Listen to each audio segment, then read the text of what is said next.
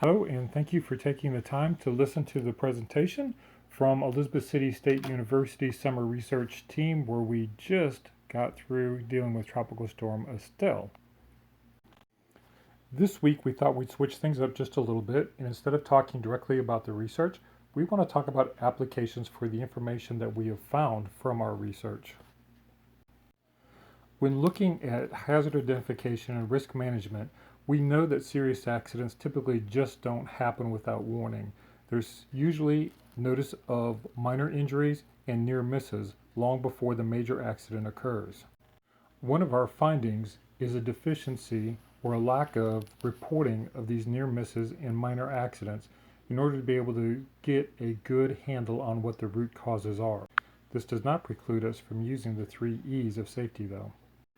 The first E is education, which you can tell we take very seriously in our emergency management program with these pictures. With the information we learned, we will develop lesson plans to further educate other people in order to save lives.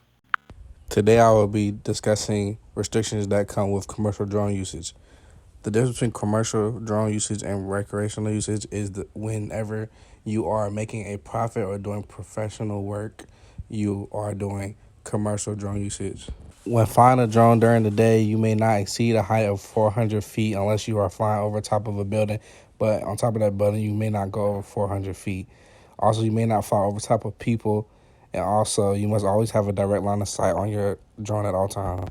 For a nighttime flight, you must have obstacle avoidance and lights to be able to spot your drone. At all times, you must have a direct line of sight on your UAV. The lights on your drone make it more visible. You may not operate a small unmanned aircraft in Class B, C, or D airspaces or within the lateral boundaries of the surface area of a Class E airspace designated for an airport unless you have prior authorization from air traffic control. I feel that even with these restrictions, UAV usage in emergency management is very much doable. If somebody had the right training and the right knowledge of the rules, they will be able to work within the boundaries of the Part 107 and still finish the mission. As requested by Dr. Kupiec, I will be looking at the NASA Black Marble project in order to create a lesson plan for it.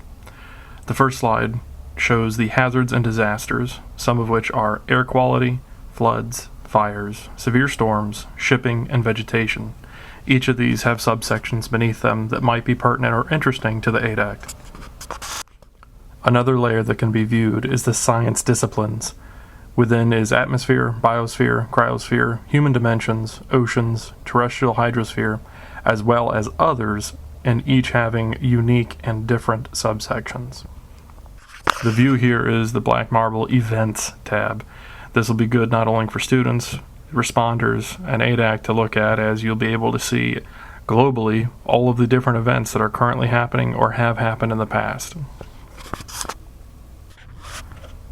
This image I in particularly picked out was because it has the sea ice and the snow cover. This is from yesterday, and I figured that this could be of some interest to you all in the future when you're utilizing it for different excursions and planning. For future implementation, the lesson plan will be added to future emergency management courses at ECSU. The plan is to include, but not limited to, how-to videos, walkthrough guides, worksheets and exercises, and testing knowledge comprehension. I apologize this round. I just had emergency surgery on my mouth to have a root canal. Thank you for your time. It has been a pleasure working with all of you, and to the future, Godspeed. Our next step for this project is to start doing documentation, of course. Our real next step has already begun, as we've already started to train younger generations in the world of emergency management and STEM, as you can see in this summer camp that we're doing this summer. To solve complex problems such as responder safety in austere conditions takes a holistic approach. It takes a change in culture, and to change culture, we have to start young with education.